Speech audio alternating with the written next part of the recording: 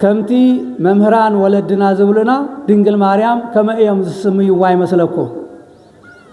متهته فتاري تحت فتاري ملئلته فطوران لعل فطوران ايا دنجل مريم ነገር ግን ልዕሉ ፍጥራን ክትከውን ተላ ግን ትሕቲ አምላኽያ ትሕቲ አምላኽ ዘብላ ደሞ ሰብ ስለ ዝኾነት ያ ንምንታይ ደያ መልዕልተ ፍጥራን ተባሂላ ቅድስት ስለ ዝኾነት ንጽሕት ስለ ዝኾነት ህሪት ስለ ዝኾነት ናይዛ ዓለም ርስሓት ምንም ነገር ዘይብላ ስለ ዝኾነት ብጽሕት ስለ ዝኾነት ካብ ኩሉ ንላዕሊ ደሞ ናይ አምላክ አዶ ናይ ፈጣሪ አዶ ስለ ዝኾነት መልዕልተ ፍጥራን ተባሂላ ማንም ወድሰብ ኣብዛ ዓለም ዘሎ ማንም ይሰልጥን ማንም ይፍለጥ ማንም ይኹን ማንም ዓብይ ሰብ ክበሃል ይኽእል ቅዱስ እውን ክበሃል ይኽእል ብፁዕ እውን ክበሃል ይኽእል ንፈጣሪ ግን ዝወልድ የለን እንትርፍ ድንግል ማርያም አዶ ፈጣሪ እያ ስለዝኾነ እዩ መልዕልተ ፍጡራን ካብ ፍጡራን ንላዕሊ ኢሎም ወለድና ዝሰየምዋ ማለት አስተርእዮ ማለት ደኣ እንታይ እዩ ምስ ማርያምስ እንታይ የተሓሕዞ አስተርእዮ እንታይ እዩ ዘተሓሕዞ ማርያም ናብዛ ዓለም በቅድስና ስለምምፃ ናብዛ ዓለም ስለተገሃደት ናብዛ ዓለም እዚ ስለዝመፀት በቅድስና በንጽህና ናብዛ ዓለም እዚ ስለተገሃደት አስተርእዮ ይበሃል ናይ ማርያም አስተርእዮ በቅድስና በንጽህና በብጽዕና ጥራሕ ዘይኮነስ ቅድሚኣ ዝነበሩ ደቀ አንስትዮ ቅድሚኣ ዝነበራ ደቀ አንስትዮ ቅዱሳን ይበሃል እምበር ናይ አምላኽ አዶ ተባሂለን ኣይፅዋዓን እየን ቅድሚኣ ዝነበሩ ድሕሪኣ ዘለዋ አንስት እውን ክሳብ ዓለም ፍጻሜ ቅዱሳን አንስት ብፁዓን አንስት ተባሂለን ብፁዓት አንስት ተባሂለን ይፅዋዓ እምበር ናይ አምላኽ አዶ ተባሂለን ኣይፅዋዓን እየን ስለዚ ከምዚ ዝበለት ናይ አምላኽ አዶ ዝኾነት ቅድስት ድንግል ማርያም ናብዛ ዓለም እዚ ምግሃዳ ምምፃኣ ኣብዛ ዓለም እዚ ምርኣያ ናይ ባዕላ እውን አስተርእዮ እዩ ቅድሚኡ ከምኣ ዝመሰለት ደቀ ጓል ኣንስተይቲ ስለ ዘይነበረት ብድሕሪኣ እውን ዝውለዳ አንስቲ ከምኣ ዝመሰላ ብቅድስና በንጽህና በብጽዕና ስለ ዘይውለዳ እቲ ብጽዕና ተቅድስና እሞ ንግደፎ ተዓብይ ነገር ደሞ ዋላ ቅዱሳን እንዳይኾና እምበር አምላኽ ይወልዳን ቅድሚኡ እውን ዝነበራ ድሕሪኡ እውን ዘለዋ ማለት እዩ ስለዚ ከምዚ ዝመሰለት ቅድስት ከምዚ ዝመሰለት ብጽዕት ናይ ዓለም ርስሓት ዘይለኸፋ ዘይነኸኣ ቅድስት ድንግል ማርያም ኣብዛ ዓለም ምግሃዳ ኣብዛ ዓለም ምምፃኣ አስተርእዮ እዩ ንድንግል ማርያም ዝገርም አስተርእዮ ዝገርም ምግላጽ ምርኣይ እዩ ንቅድስት ድንግል ማርያም ስለዝኾነ ደሞ ድማ ኩሎም ቅዱሳን ኣብዛ ዓለም ዘለው ሊቃውንት እንብሎም ቅዱሳን እንብሎም ኩሎም ንድንግል ማርያም ዘይመስገነ ናይ ድንግል ማርያም ተኣምር ዘይጸሓፈ ናይ ድንግል ማርያም ታሪኽ ድርሰት ዘይደረሰ ናይ ድንግል ማርያም ኣብዚሑ ኣትረፍሪፉ ምስጋና ዘየቕረበ ቅዱስ የለን ኣብዛ ዓለም ካብቶም ቅዱሳን እንብሎም ንበዓል ዮሐንስ አፈወርቅ ንበዓል ቄርሎስ ኩሎም ካብኣቶም ጀሚሩ እስከ ዓለ ፍጻሜ ዘለው ቅዱሳን ኩሎም ንድንግል ማርያም ዘየመስግን የለን ምናልባት ሓደ ሰባት ታይብሉ ከምቲ ናታቶም ኣተሓሳስባ ስለ ዝሓስብዎ ودق سبات كون دنجل مريم زمسغنوا سغኦም ስለዝኾነት ያ ወገኖም ስለዝኾነት ያ ንስጉ ዘየመስገን የለን ንወገኑ ዘየመስገን የለን ይውሉ ሰባት ዝገርም እሺ ጽቦ ንወገኑ ዘየመስገን የለን ንስጉ ዘየመስገን የለን ንቤተሰቡ ዘየመስገን የለን ምንም ይሆን ምን እሞ መላእክት ከንታዮም ኮይና ዳያ ዘመስገንዋ መላእክት ስጋ ይለበሱ ቅዱሳን መላእክት እነ ገብርኤል መጀመሪያ መጽይኮ ስኢሉ ክጸንስ ይኸ ይበላል መስመጸ ለመጀመሪያ ጊዜ ተፈስሒ ፍስሕት ኦምሊ ተጸጋ ትፍስሕት ደስታ ሓጎስ ዝመልአኪ ድንግል ማርያም ደስ ይበልኪ ልኮይ መጀመሪያ መስጊንዋ አይተውልን ምእመናን ሳትኩም ከደስ ይብለኩም እሞ ገብርኤል ከሐዋዲው ዘመዳዲ ሆይኖ መስጊንዋ ስጋ ስለዝለበሰ ስጋውያን ድሕዘ መስግኑ ሆይኖ አይኮነን እግዚአብሔር አምላክ ተአምረኛ አምላክ እግዚአብሔር ካብ ደቅ ሰብ ውልውል ለቢሉ ርስሓት ዘይብላ ገይሩ ፈጢሩ ናይ ባዕለ ዶ ገይሩ ስለዝፈጠራ ናይ ፈጣሪ አዶ ገይሩ ስለዝፈጠራ ሰማይ የመስግና ምድር ተመስግና መላእክት የመስግንዋ ደቂቃ አዳም የመስግንዋ ኩሉ ፍጥረት የመስግንዋ እንደ ድንግል ማርያም አስተርእዮ ስለዝኾነት ያ ንባዕላ ትገርም ፍጥረት ስለዝኾነት ያ ናብዛ ዓለም ዝመጸት ድንግል ማርያም ቅድሚኣ ዘይነበራ ድሕሪኣውን ዘይነብራ ማንም ሰብ ቅድሚኣ ዘይትነብር ድሕሪኣውን ዘይትነብር ሰበይቲ ከም ድንግል ማርያም ዝመሰለ ፍጥረት ስለዘየለ እዩ ግሩም ድንቂ አስተርእዮ ተባሂሉ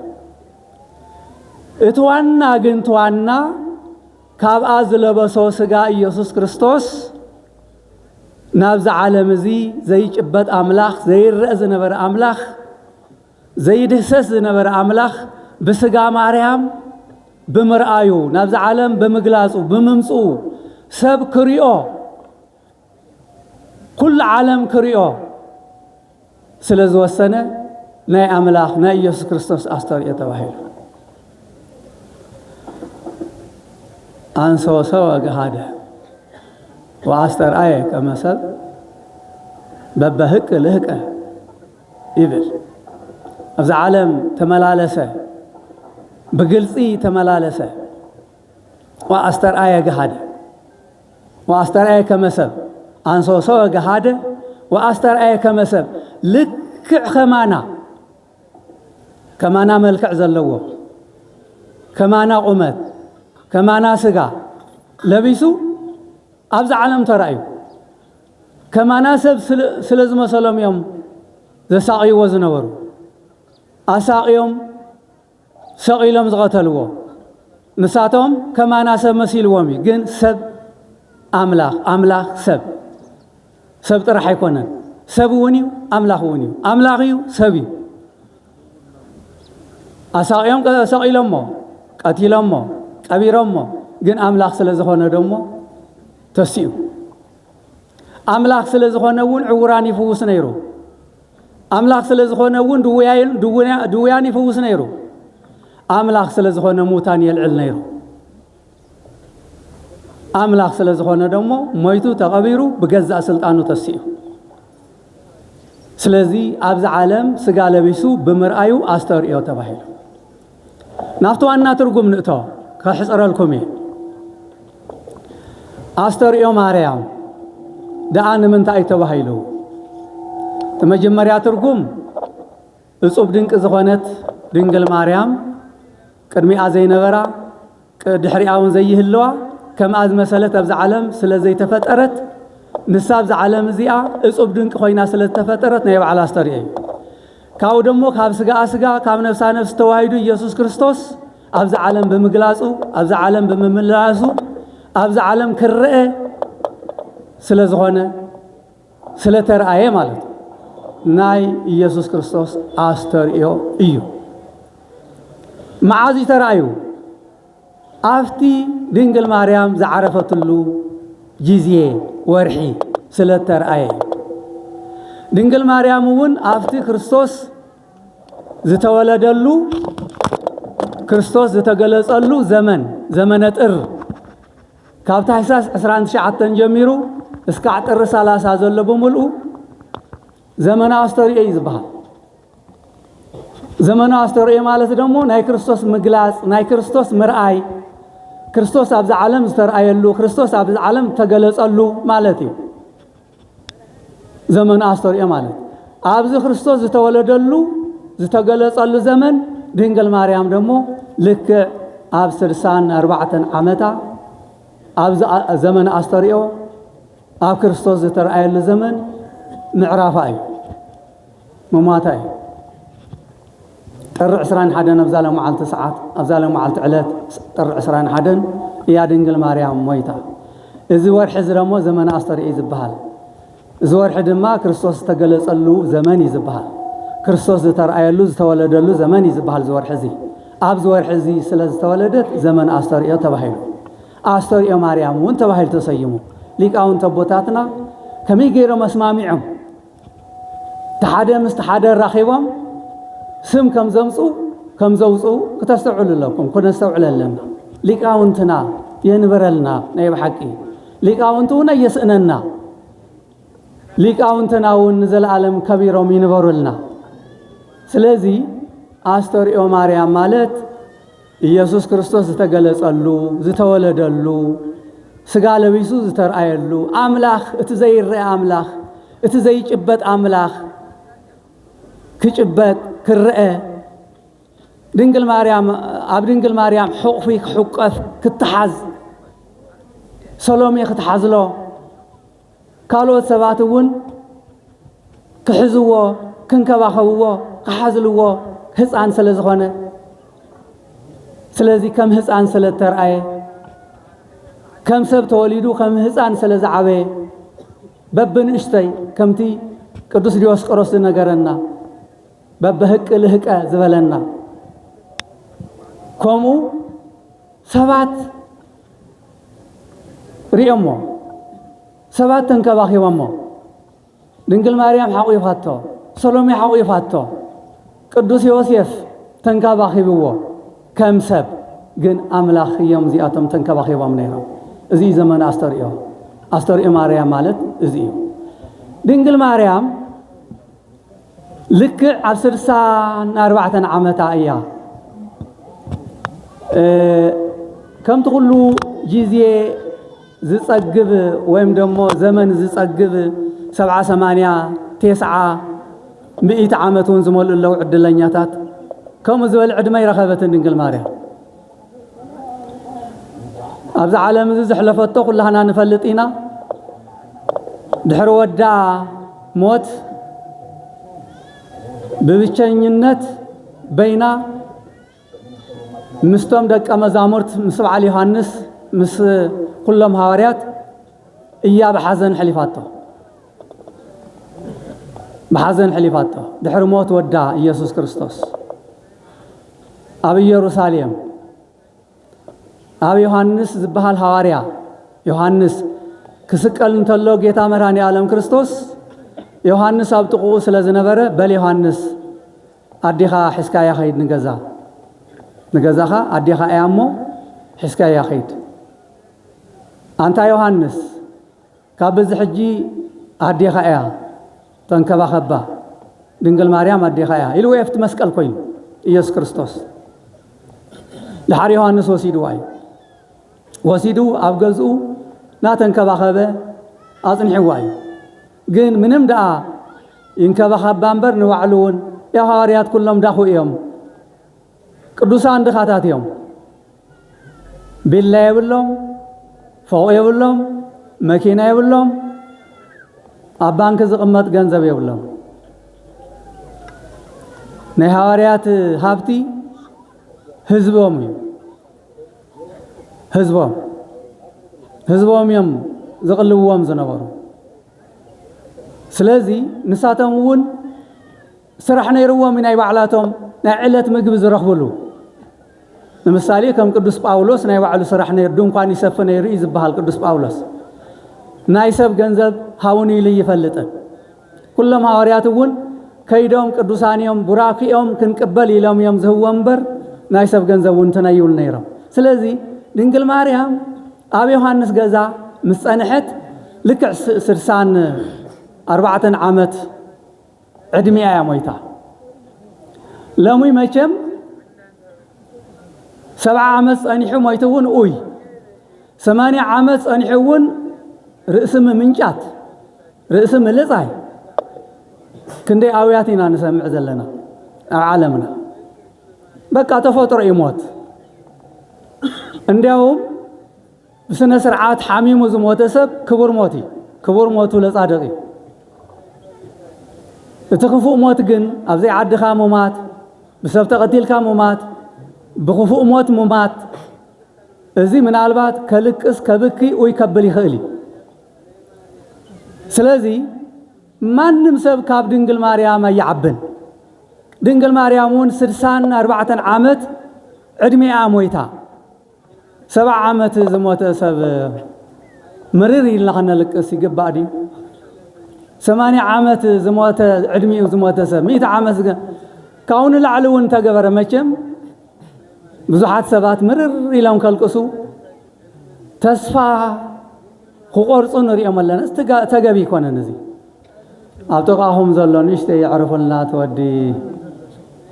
ዘይሰምዕ ይመስለኒ ኢልና ኣነ እውን ኣወዳእኹ እየ እናጠቓለልኩ እየ ትሰብ ይርብሾ ኣሎ ይመስለኒ ንእሽተይ ይጽናሕ ስለዚ ድንግል ማርያም ኣብዚ ለመዓልቲ ዕለት እዚ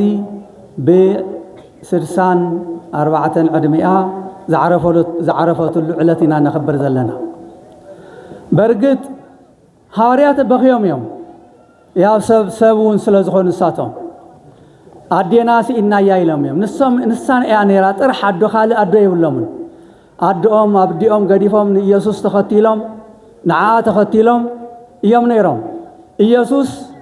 ኣብ 33 ዓመቱ ሞይቱ ተቐቢሩ ተሲኡ ዓሪጉ እዩ ንሰማይ ብመንፈስ ኣሎ ምስኦም ብስጋ ግን ድንግል ማርያም እያ ነይራ ትንከባኸቦም ኣይዞኹም ትብሎም ዝነበረት ኢየሱስ ኢኖም ብስጋ ድንግል ማርያም ክስእኑ እንተለዉ ንሳቶም እውን ከም ሃገሮም ከም ሰቦም በኺዮም እዮም ሓዚኖም እዮም ኣዲኦም ስለ ዝሰኣኑ ያውም ከም ካልእ ኣዶ ይኮነትን ድንግል ማርያም ናይ ሰማይን ናይ ምድርን ኣዶ ዝኾነት ንሃዋርያት ደሞ ፍሉይ ኣዶ ዝኾነት ድሓር ግን ክቐብርዋ ንሓዘኑ ከዱ ተለዉ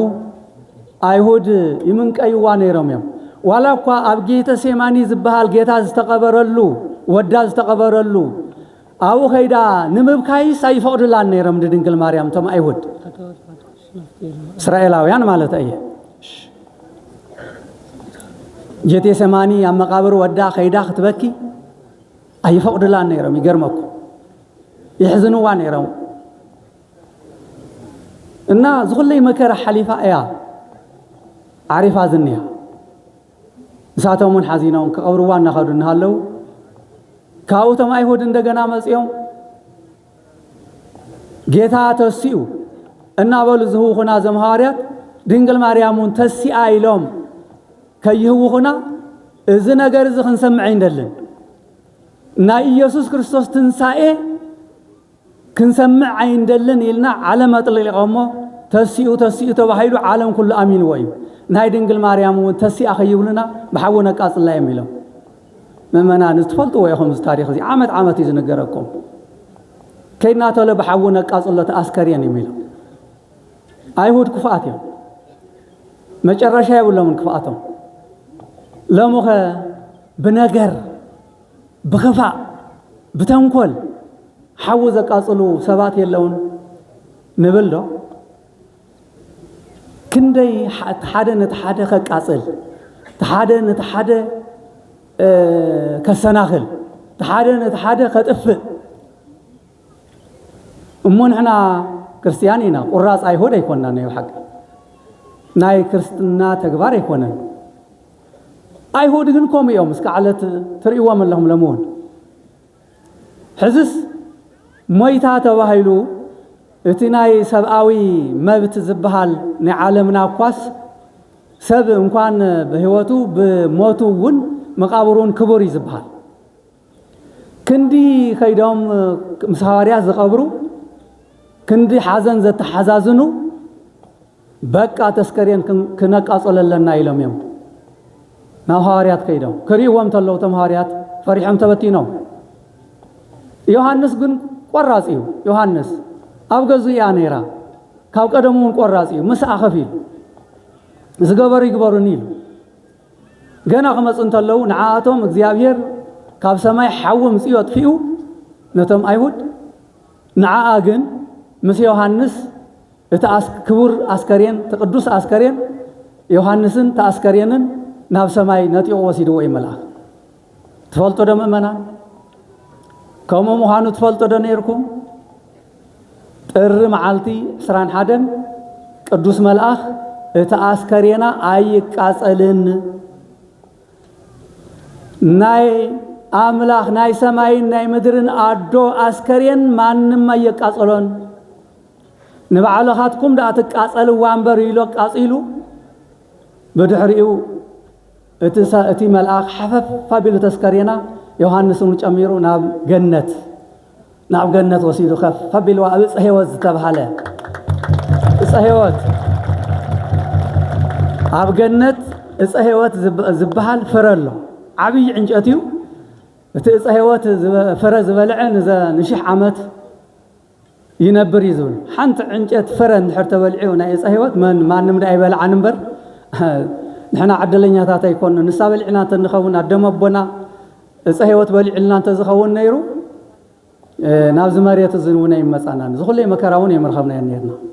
ግን ኣብ ክንዲ እጽ ህይወት መብልዕ አስታይ በልዑ አዳም እጽ በለስ ስለዝበልዐ ግን ተጋጊው ስሒቱ ናብ ምድሪ ፋይድ ናብዚ ናይ መከራ ናይ ጽልኢ ፍቅሪ ዘይብሉ ዓለም ናይ ምባኣስ ናይ ሁከተኛ ዓለም ወረኺብካ ውን ዘይጽገበሉ ዓለም ናይ ስግብግብ ዓለም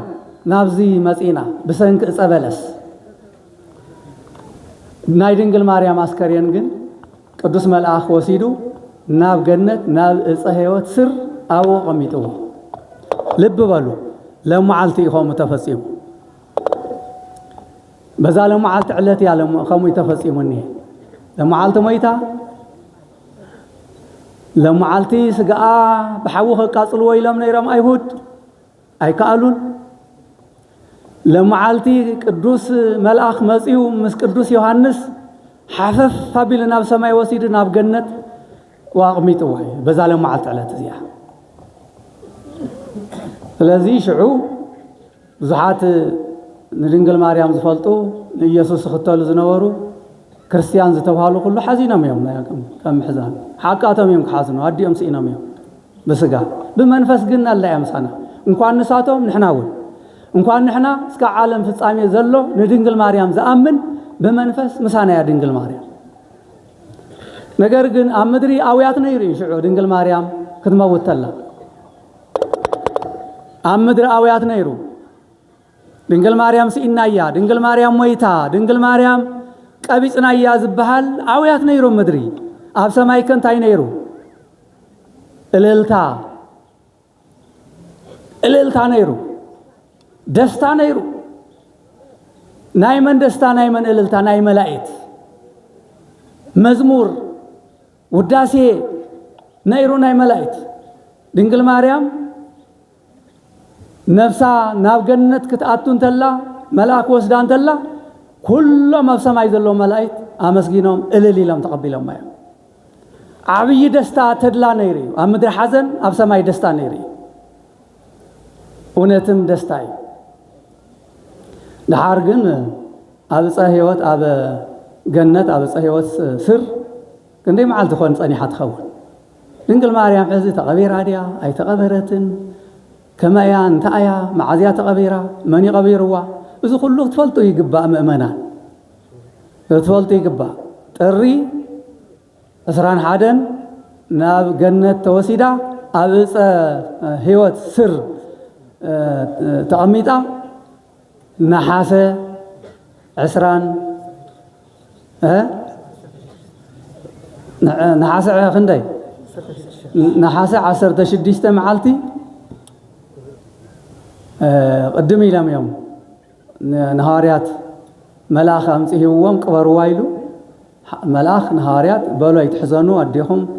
كم سب سلزغنت نايقد مريت حامد كتعم سلزلوا تأسكرين تأمرون كجبر ما أنت كوي قدن حامد كتعم ترى حيكونه تأمرون كم ودا تأمر كتجبر تأي تتأمر صنيعوا نقرأكم عن وداتها كم سب كبر وايلو يلام هي وامم هاريات كبيرهم حد هاريا ينبرد دحار كبيرهم 15 معلتي 16 كتعرق توماس هاريا أب سماي رخيوه ب16 كتعرق أنت سخدنقل مريم من دهي هو أنا إيه ما بيد أنا يركي هو يسوع كريستوس ودي نهاريات أسكرينا هو تغبيرنا يرنا 3 معلتي تسيء يعرق الله ويلاته أنا دعا كم يزول حتياتني أيه ناتكي مقابر يراهون كتقبرين وركون هاريات كن عدلنيا تات يوم كبيرهم خي أنا جنز عدل زي قات أمانن إلى بخو يفتسماي كودق وندليو جاي قديه بالكان دياهم ناتكاي يولص إلاته إرجتي ريخا تنسى ريخا إرجتي ريخا كبيرة منبر تنسى ناتي تنسى رأيون هاريات كبيرة منبر ناتي إرجتي رأيون نسخة جن كلتي ريخا تنسى ريخا إرجتي مريخا أيزوخا برتع أي تبص هاجو أي تحزن إلى أتي ناي أسكرين لبسي تايزبها لبس أسكرين سمع له ودو 7 إذا أت 7 نتوماس هيبا بسرات نهاريات نقرهم بزنديهم زجنزكم موبايلكا نقرهم إلى تون توماس حيزوا مزيت 7 نتم هاريات هيبوهم دسيلوهم يحضر لكم يزلهم برا منقو هندي نجارات نيريو نحنا زلفعنا نحنا زقبرنا نحنا زدخمنا إرجت أيرانا تنسايرانا نساقن إرجت ريخا تنساي ريخا زقبرنا نهلنا يلوم دم هاريات تبصاچهم دغنا تبصاچهم مچم انتايز بحال زي منفساوي انتاي كنولا نخل منفساوي قنات سغاو قنات يكونه سغاو قنات غودي مچم كلنا نفلطينا سغاوي قنات عالم احريرنا انجتنا حرير ربيلنا زنه نقولنا سغاوي قناتي مانم زي قن يله هاريات جن منفساو قنات تسمعهم توماس بليص كان يلوم دحر صوم صوم نحاسه حدا جميرهم اسكع 16 جيتا دمو لدنجل مريم حيزوا مصيو قداسي مسحاريات قديسو انهيت لكم او ايزغاتكم توماس ارغتاريو تنسايريو نسخاتكم دمو باكالا مولو اكالا رايوا منبر غير قداسي قدسيه سلازي مساي تقدسو نساون او مساتهم وتجربت بأد والدايول قدوساتهم ليقاونتنا نساون بودا ايد قربت يبل بودا ايد قربت شو معلتي ازي تاريخنا الى معلتي ግን መመናን ረሳዕቲና ናይ حق እዚ ታሪኽ እዚ በቢ ዓመቱ ይንገረኩም እዩ በቃል ክትሕዝዎ ይግባእ ምክንያቱ ናይ ወለድኹም ታሪኽ كلكم تفلتوا تخوني إلى جمت ناي ولدكم تاريخ دزي فليتكم ولدكم كموتون تلو كنور سيتولون أي تفلتوا ونيا تنبرت هابتي تجنزب ኣይትፈልጥዎን እንድሕር ፈሊጥኩሞ ግን ኣብዚ ኣላና የቦይ ኣብዚ ኣላና የደይ ኢልኩም ርስቲ ወለድኹም ትወርሱ ትኽእል ኢኹም ንሕና ድማ ናይ ድንግል ማርያም ታሪኽ ናይ ስላሴ ታሪኽ ናይ ቅዱሳን ታሪኽ ናይዞም ኩሎም ታሪኽ እንተዘይፈሊጥና ርስቲ ስላሴ ናይ ስላሴ ርስቲ ድንግል ማርያም ናብ ዝኣተወቶ ርስተ መንግስተ ሰማያት ክንኣቱ ይንኽእል ናይ ድንግል ማርያም ታሪክ ክንፈልጥ ኣለና ናፍታ ርስቲ ዝኣተወታ ርስቲ ምእንቲ ክንኣቱ ማለት እዩ እና ናይ ብሓቂ ድንግል ማርያም ዝኩሉ ዝበፅሓ መከራ ብትዕግስቲ ተቐቢላቶ ነይራ 64 ዓመት ክትነብር እቲ መጽሐፍ ታይ ይብለና መስለኩም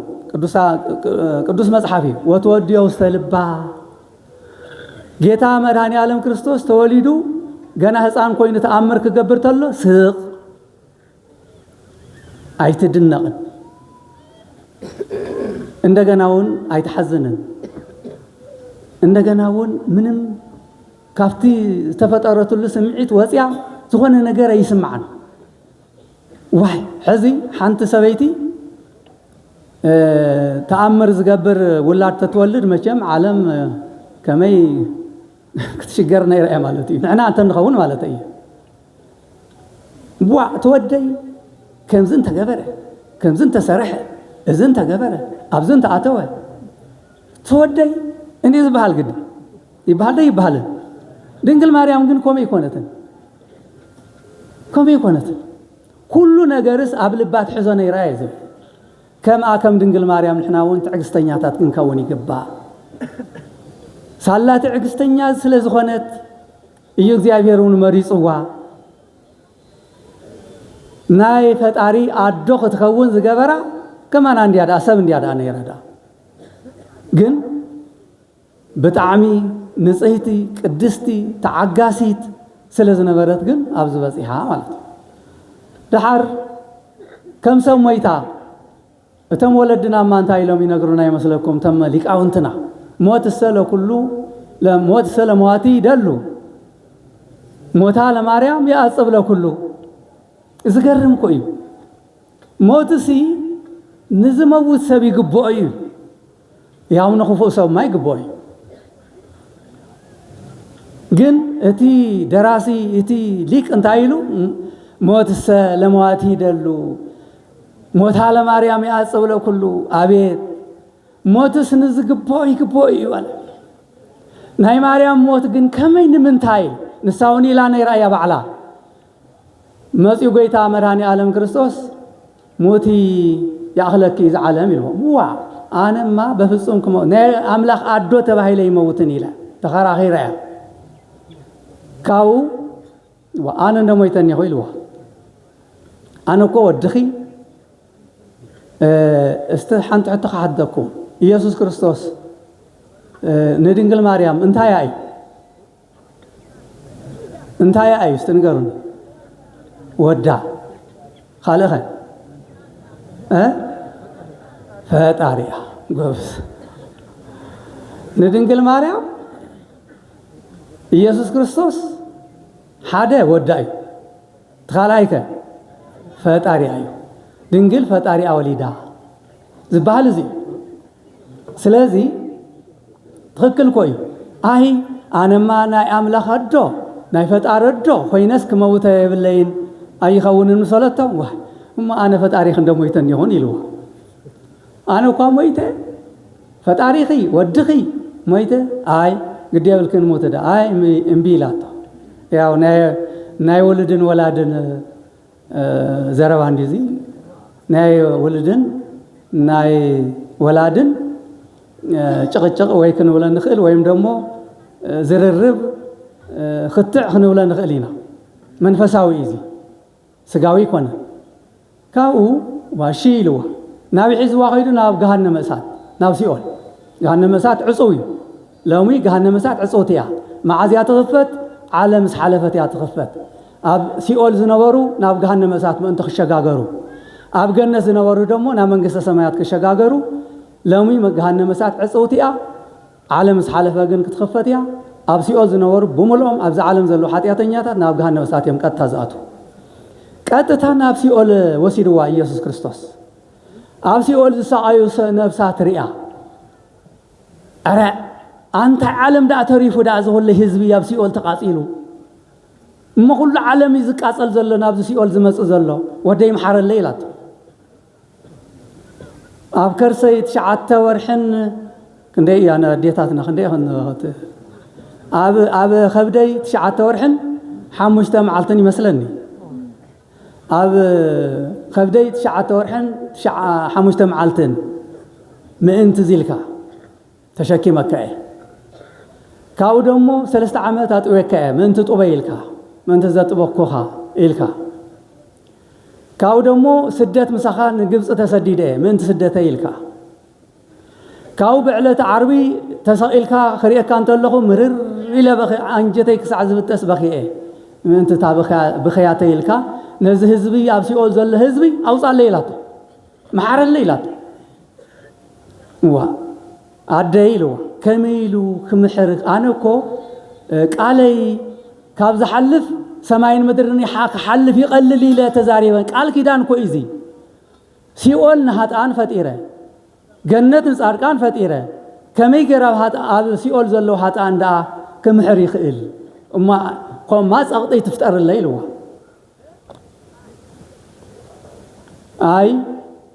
ودي بس كله زنجر خام حار الليل بيزا خام حار الليل على ميناتو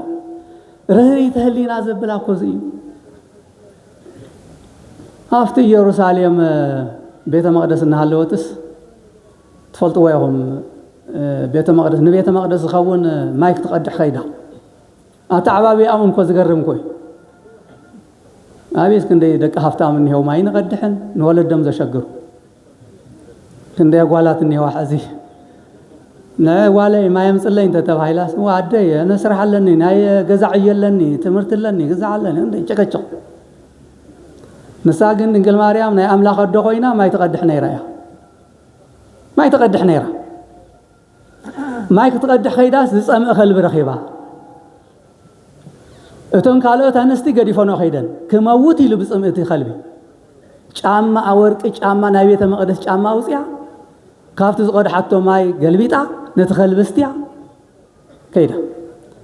كاوتا ننستي واي انت يا خسر حفتت مثلا النسخي واحد نخلبي ماي تستي بجامعي يوم بجامعي يوم كافت زقد حيو تاي منامن يلن قسيس انا خليدنا لاول نسخ دخون تخوني تنويت الله يزبحال املاخ كابسب كله دي يزبحال نسخ دخون تخون تولديو يلن قليدنا كم إلى نقليدن تشكي مع تراخ تيتلا أب جنا كافت ما ينتهي وسط قدوس جبريل مزيو تسأل نسيلوا أتنا نستزغل على قلبي تسأل نسيلوا دنجيسا وعنتو نستخدم زيلن قليدن علي حزي دمو زي فلت دمسي بسماي كوينو تسأل نسيلني تولي أملاخي لني إلى نادن قصت تخيت الله عندنا من قد صنع النسيلوا خلاي إذا ما بيت مقدس آتي أقسم علا بيت مقدس آتي هذا من عندنا سالساي تسأل النسيلوا أرجعي سابك اللي لا يتولون مؤمنا إن زيو ترهرهيا رهريتي تعزازيت مزستي طعمتي بغالات عمتي تزاريبا سبي تحزن كم يزبلات مصحف قدوسنا بوتاتنا هم يمزلوها طعمت بقالا وسناي بمغبارا ሊቃውንት ቆም እንዲሁም ተብሎ ግዲ ጥዕምት በቃላ ወሰናይ በመግባራ እንዲሁም ተብሎ በቃላ ጥዕምቲ ምንም ሰብ ዝማረሮል ነገር ዘይት ዛረብ ክንደይ ሰባቲና ሎሚ ውጋት ከምልክ ጦር ነገር ናይ ጦር ነገር ናወጋና ንሰብና ተዛረብና ንወግ እንደይ ንሕዝና ቁስል ንሳኸም ይኮነትን ተግባራ ሁሉ ሰናይ ቆም ስለዝኾነ ደሞ ናይ አምላኽ ወደ ተባሂላ እና ለምንታዩ ካብ ድንግል ማርያም ክንዳ አኳ ክንከውን ተዘይኮነ ንዓናውን ምእንቲ ከተቀመና ሕማቅ ነገር ሕማቅ ምሕሳብ ሕማቅ ተግባር ካብዚ ሁሉ ተዘይተቆጢብና ተዓንቶ ዝበልኩም ሲኦል ተዓንቶ ዝበልኩም ገሃነመ እሳት በጣዕሚ የፍርሕ ስለዚህ ናይ ለማዓልቲ ትምህርትና እዚ ይመስል ሓደራ ደቀይ አስተርእዮ ማለት እንታይ እዩ አስተርእዮ ማርያም ከንታይ እዩ እዚ ሁሉ ተማሂርና ኣለና ከይንርስዕ እንተ ረሲዕሁም ግን ያው ንባዕልኻትኩም ይጠቕመኩም ተረሲዕሁም ንባዕልኻትኩም ይጠቕመኩም ተዘይረሲዕሁም ንባዕልኻትኩም ይጠቕመኩም ስለዚ ንሕና ንደክመልና ቤተክርስትያን ትደክመላ እዚና ክንብል ንኽእል